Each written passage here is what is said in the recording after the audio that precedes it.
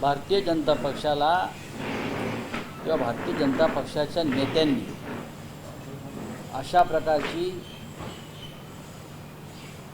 देशद्रोही विधानं किती केली तरी त्यांना ती भोवत नाहीत.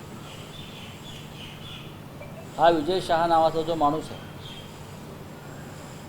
याने अशा प्रकारची अनेक विधानं यापूर्वी केली. मध्य प्रदेशमध्ये जातीय दंगली घडवणं, हिंदू मुसलमानामध्ये भांडणं लावणं, अशा प्रकारची टोकाची विधानं करणं यासाठी विजय शहा हा कुप्रसिद्ध आहे. ज्या सोफिया कुरेशी यांची नियुक्ती संरक्षण मंत्रालयानं केली जगाला दाखवण्यासाठी की आम्ही किती सेक्युलर आहोत,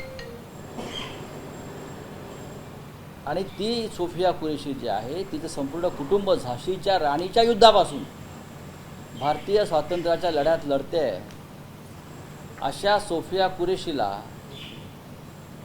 पाकिस्तानची किंवा आतंकवाद्याची बहीण म्हणणं यासारखा मोठा राष्ट्रद्रोह नाही. खरं म्हणजे नरेंद्र मोदी हे खरे राष्ट्रभक्त प्रधानमंत्री असतील आणि मध्य प्रदेशचे मुख्यमंत्री खरोखर राष्ट्रभक्त असतील, त्यांनी या विजय शहाची हकालपट्टी करून त्याला अटक केली पाहिजे.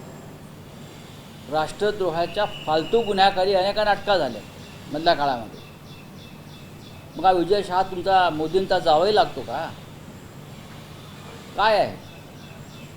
हायकोर्टाने त्याच्याविरुद्ध गुन्हा दाखल केला. हायकोर्टाने त्याच्याविरुद्ध गुन्हा दाखल करून सुद्धा हा माणूस मंत्रिमंडळात कसा? याच माणसानं शिवराज सिंग चौहान यांच्या पत्नीविरुद्ध सुद्धा अशा प्रकारचे अपशब्द काढले होते. माहिती आहे का तुम्हाला? याच विजय शहानं शिवराज सिंग चौहान यांच्या पत्नीविरुद्ध सुद्धा अशा प्रकारचे घृणास्पद विधानं पूर्वी केलेली आहेत, तरी त्याला प्रोटेक्शन कोणाचं? आणि आज त्याने सोफिया कुरेशीविरुद्ध, म्हणजे अख्खा देश ज्या सोफिया कुरेशीला मानवंदना देतोय की एक लढवय्यी महिला आपल्या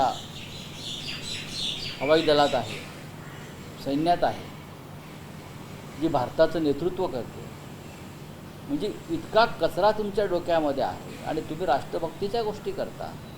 विजय शहाला ताबडतोब बरखास्त केलं पाहिजे. आणि नुसतं बरखास्त नाही, त्याच्यावर गुन्हा दाखल झाला आहे, त्याला अटक केली पाहिजे आणि त्याची त्यांच्या पक्षातून सुद्धा हकालपट्टी केली पाहिजे. ही मागणी आम्ही सगळेच करत आहोत, पण भाजपा करणार नाही.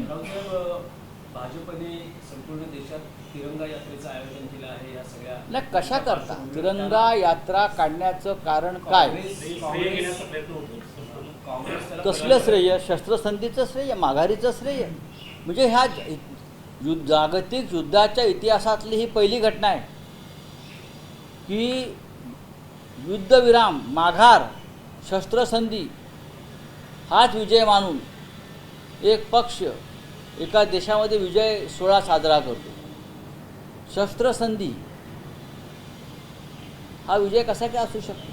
युद्धविराम दुसऱ्याच्या हस्तक्षेपानं झालेला ट्रम्पच्या, म्हणजे ह्यांची काय डोकी वगैरे फिरली आहेत का? अख्खा देशाला धक्का बसला आहे तुमच्या माघारीमुळे, तुमच्या युद्धविरामामुळे, तुमच्या शस्त्रसंधीमुळे, तुमच्या कचखाऊ धोरणामुळे. आणि हे बिंडोक सगळे तिरंगा यात्रा काढतात. मी काल सांगितलं ह्यांनी डोनाल्ड यात्रा काढली पाहिजे. या लोकांनी डोनाल्ड यात्रा काढली पाहिजे आणि तिरंगा नाही, अमेरिकेचा झेंडा हातात घेतला पाहिजे. आणि सुरुवात कुठून केली पाहिजे? तर दिल्लीमध्ये जे अमेरिकन वकालत आहे तिथून सुरुवात करायची आणि अमेरिकेपर्यंत, व्हाईट हाऊसपर्यंत चालत जायचं. देवेंद्र फडणवीस, एकनाथ शिंदे, JP नड्डा, डोनाल्ड यात्रा चलाई आप, डोनाल्ड यात्रा. पण राऊत याच तिरंगा यात्रेला काँग्रेसने उत्तर द्यायचं ठरवलंय. काँग्रेसही अशाच पद्धतीनं. बघा काँग्रेस काय करते त्याच्याविषयी मला मी माझ्या भावना सांगितल्या. हे डोनाल्ड यात्राच काढू शकतात. तिरंगा हातात धरण्याची यांची कुवत संपलेली आहे, लायकी संपलेली आहे. त्यांना तिरंगा हातात धरण्याचा अधिकार आता राहिलेला नाही. डोनाल्ड यात्रा आम्ही परत सांगतो आणि डोनाल्ड यात्रा गावागावात डोनाल्ड जत्रा भरवाव्यात. बरं का, गावात जत्रा असतात ना गावच्या, डोनाल्ड जत्रा भरवाव्यात आणि त्यांनी सांगावं आमचं कुलदैवत डोनाल्ड आहे, डोनाल्ड आमचं कुलदैवत आहे. नाही, हेच डोनाल्ड ट्रम्प वारंवार असं सांगतात की त्यांच्यामुळं भारत काल- पाकिस्तान युद्ध थांबलं. 5वी वेळ आहे काल काल ट्रम्प असं काल म्हणतायत. काल सौदी अरेबियाला सुद्धा आले, तिथेही सांगितलं. इथेच सांगितलं, पण त्याला उत्तर नाही अजून मोदींचं. एरवी मोदी आग हिंदुस्तान के तरफ आग उठाने क्या आग उठाने वाले को छोडेंगे नहीं. और डोनाल्ड ट्रम्प तुमचे रोज कपडे काढतो आहे देशाच्या प्रधानमंत्र्याचे, मोदीचे नाही, देशाच्या प्रधानमंत्र्याचे भारताच्या, आणि तुम्ही अजून डोनाल्ड ट्रम्पचं नाव घेऊन उत्तर द्यायला तयार नाही. एवढी फाटली. सांगा ना डोनाल्ड ट्रम्प खोटं बोलतोय म्हणून. डोनाल्ड ट्रम्प खोटं बोलतोय हे सांगण्याची हिंमत जर तुमच्यात नसेल तर महाशय देशाच्या पंतप्रधानपदी आपण राहू नका.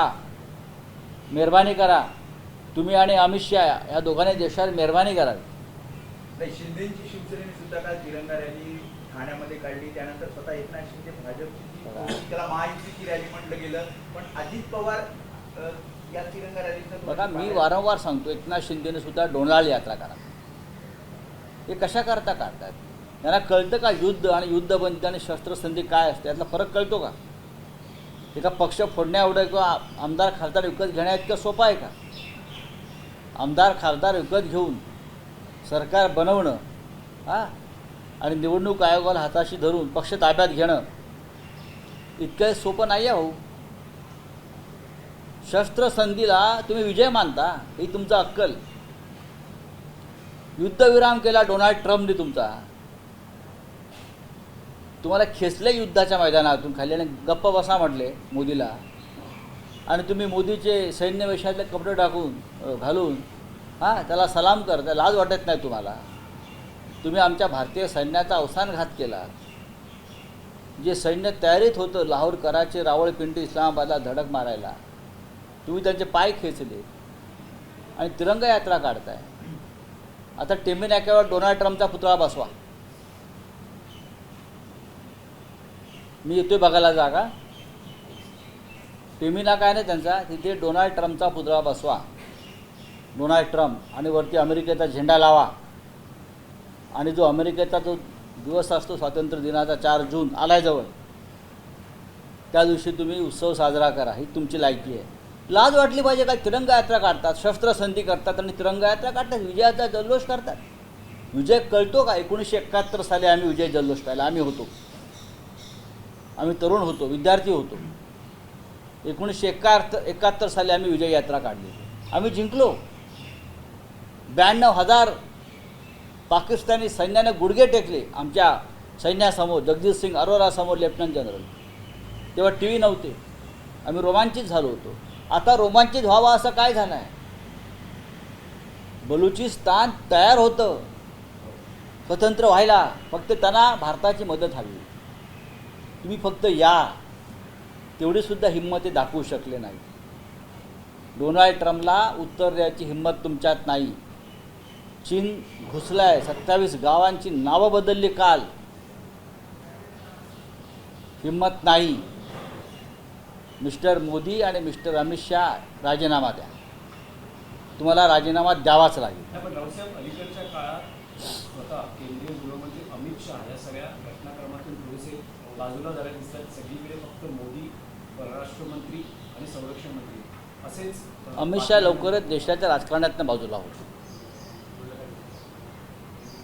पहा तुम्ही, अमित शहा यांना देशाच्या राजकारणातून जावं लागेल.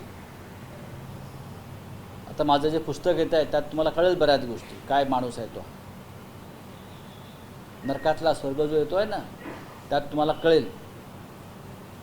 तिथून त्याच्या अधपतनाला सुरुवात होईल.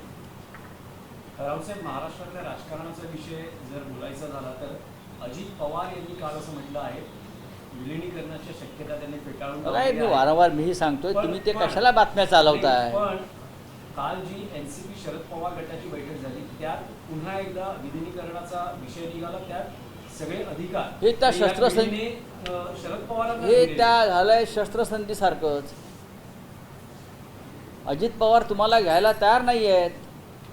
त्यांच्या गटात आम्ही वारंवार सांगतोय की शरद पवार यांचा पक्ष हा मूळ पक्ष आहे. माननीय उद्धव ठाकरे यांच्या नेतृत्वाखालची शिवसेना ही मूळ शिवसेना आहे. ते एखाद्या गटात कशा करता जातील? मूळ पक्ष त्यांच्याकडे ही एक टेम्पररी फेस आहे, तात्पुरता एक तो प्रवाह चालू आहे, फेस आहे. हेही दिवस जातील. मोदी शहा गेले की खाली काय राहतं यांचं? आणि मोदी शहाना जावंच लागेल. ते का अमृत पिऊन आलेत का? युद्धभूमीवर जाऊन परवा अमृत पिऊन आलेले नाहीत ना? काय छोड़ दो, जाना है उनको, वो जाएंगे, आप देखो.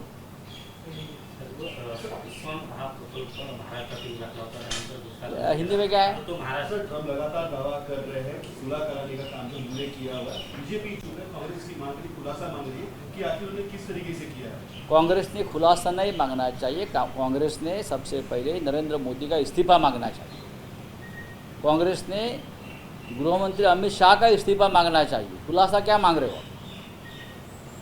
एक प्रधानमंत्री देश से झूठ बोल रहा है. एक प्रधानमंत्री हमारे फौज को उसकी टांग खींचकर पीछे ला रहा है. हमारे देश की संप्रभुता को खतरा प्रेसिडेंट ट्रंप ने पैदा किया है. वॉशिंगटन में बैठकर यहाँ हस्तक्षेप कर रहा है युद्ध में. मैंने युद्ध विराम किया है. तो प्रधानमंत्री क्या कर रहे थे? गोटियाँ खेल रहे थे. डिफेंस मिनिस्टर क्या कर रहे थे? ऐसे में अगर बार बार ट्रंप ये भाषा कर रहे हैं तो प्रधानमंत्री ने ट्रंप का नाम लेकर बोलना चाहिए. आपकी कोई हैसियत नहीं हिंदुस्तान में हस्तक्षेप करने की. दिखाइए हिम्मत आप.